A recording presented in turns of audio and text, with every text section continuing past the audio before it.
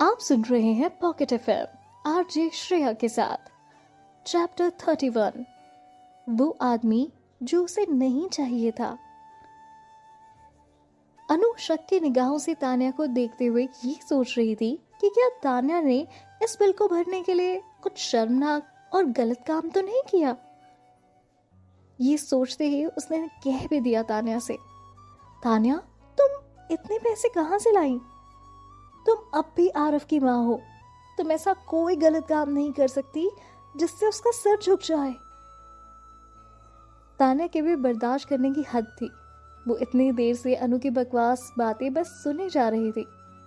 जब उससे बर्दाश्त नहीं हुआ तो उसने गुस्से में आकर अनु से कहा, तुम मेरे बारे में क्या बकवास बातें बोल रही हो? तुम मुझे इतना गिरा हुआ समझती हो कि मैं 5 लाख रुपए जमा करने के लिए कुछ गलत काम करूंगी?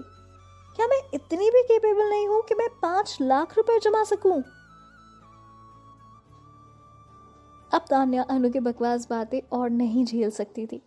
जब उसने गुस्सा दिखाया तो तान्या ने उसे कहा, मैं तुम्हें गिरा हुआ नहीं समझ रही, पर यह बात सच है कि कोई लीगल तरीके से इतने कम समय में इतने पैसे नहीं कमा सकता। अनु ने और भी ऊंची आवाज में उससे कहा, तान्या तुम अगर पैसों की सच में जरूरत थी तो तुम हमारे पास आ सकती थी, मदद मांगती हमसे। तुम ऐसा गलत काम कैसे कर सकती हो जिससे तुम्हारा नाम खराब हो? अगर तुम्हें तुम्हारी इज्जत का ख्याल नहीं तो ठीक है, पर कम से कम बेचारे छोटे से आरव के बारे में तो सोचती। उसे कैसा लगेगा जब उसे पता चलेगा कि उसकी माँ एक कॉल गर्ल है। मैंने जो भी कहा मैं अपने शब्द वापस लेती हूँ, पर एक लड़की होने के नाते मुझे तुम पर शर्म आ रही है। तुमने ऐसा किया भी कैसे? अनु ने फिर से अपने ये बकवास थॉट अनु के सामने रखे। न जाने उसके दिमाग में क्या क्या चल रहा था। तभी प्रखर ने उससे गुस्से में कहा, अपनी बकवास और घटिया बातें बंद करो और निकलो यहाँ से। वो देखने में तो छोटा था, पर उसका गुस्सा बहुत ही खतरनाक था। अब उसने तमीज को पास की खिड़की से उठाकर बाहर फेंक दिया था और वो बहुत गुस्से में अनु को उंगली दिखाते हुए उस पर चिल्लाते हुए कहने लगा, तुम्हारे कपड़ों से तो ये लगता है कि तुम एक पढ़ी लिखी और अच्छी फैमिली को बिलोंग करती हो। तुम तो क्या है तुम्हारे मैनर्स और तुम्हारे अच्छे परिवार की अच्छी परवरिश? कहाँ है ये सब कुछ? कहाँ गई तुम्हारे घर और परिवार वालों के सिखाए हुए वो एटिकेट्स, मैनर और परवरिश? दिखाई तो नहीं दे रहे।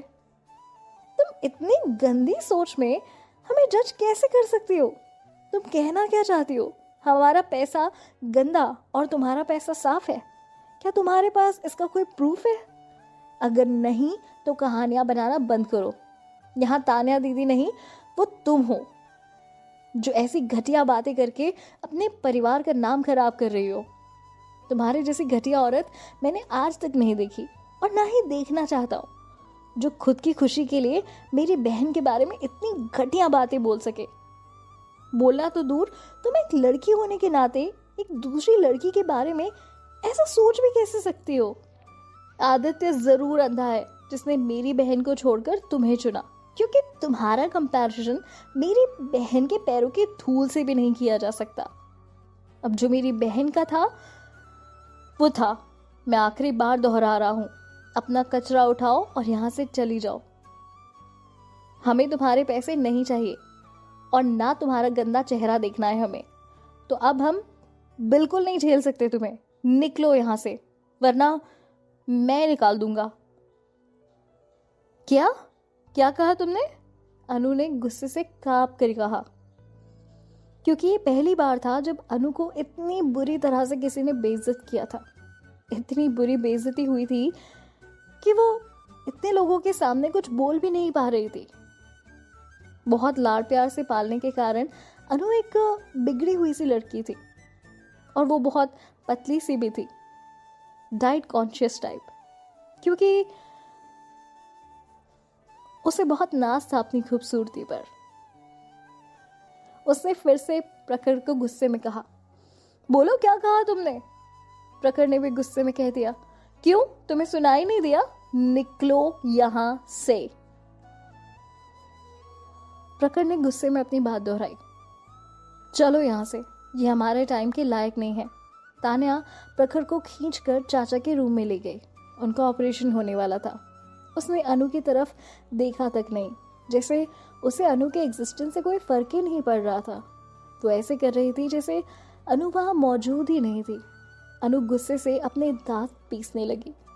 जब उसने देखा कि डॉक्टर्स और नर्स उसे देखकर मानो अपनी हंसी छुपा रहे हों, तो वो भी अपने गुस्से को कंट्रोल नहीं कर पाई।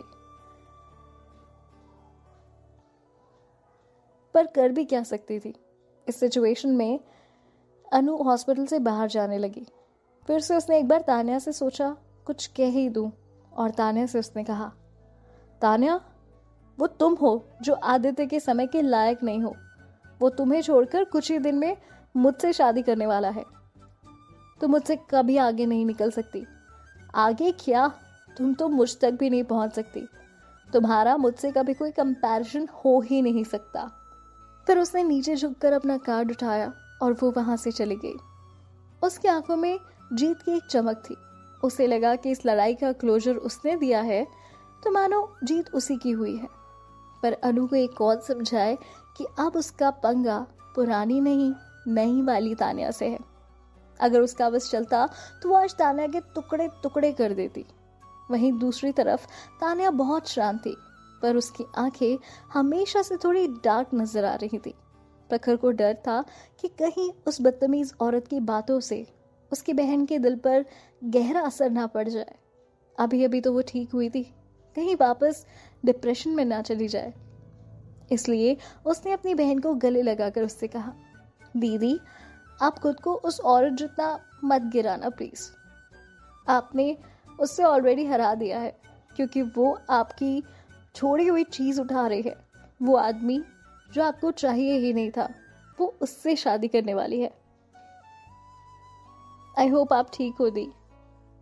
तान्या उसकी बातें सुनकर मुस्कुराई, क्योंकि उसे पता था कि कहीं ना कहीं वो सही बोल रहा है। तान्या धीरे से हंसते हुए कहती है, डोंट वरी, मैं ठीक हूँ। मैं उसे सैटिस्फैक्शन नहीं दे सकती, बस ऐसा था कि मैं उस घटिया चेहरे को और नहीं झेल सकती थी। ये सुनकर प्रखर खुश हो गया और धीरे से अपनी बहन के कानों में उसने कहा, दीदी, ये आप मुझ पर छोड़ दो। उससे बदला लेने के लिए मैं आज रात को ही कुछ करने वाला हूँ। तान्या ने एक्साइटमेंट में उसकी तरफ देखा और कहा, तुम क्या प्लानिंग कर रहे हो? आप बस देखना। प्रखर ने एक चतुर स्माइल देते हुए तान्या से ये बात कही। तान्या उसकी आंखों की चमक और उसकी चालाक प्लानिंग उसके चेहरे पर देखकर अपनी हंसी को कंट्रोल नहीं कर पा रही थी। हालांकि उसे यकीन था कि उसका भाई कुछ गलत नहीं करेगा। थोड़ी ही देर बाद दोनों ने अपने दिमाग से ये सारी बातें निकाली, क्योंकि अब वो समय आ गया था जब राजेश को ऑपरेशन थिएटर के लिए ले जाना था। आज उनका ऑपरेशन होने वाला था।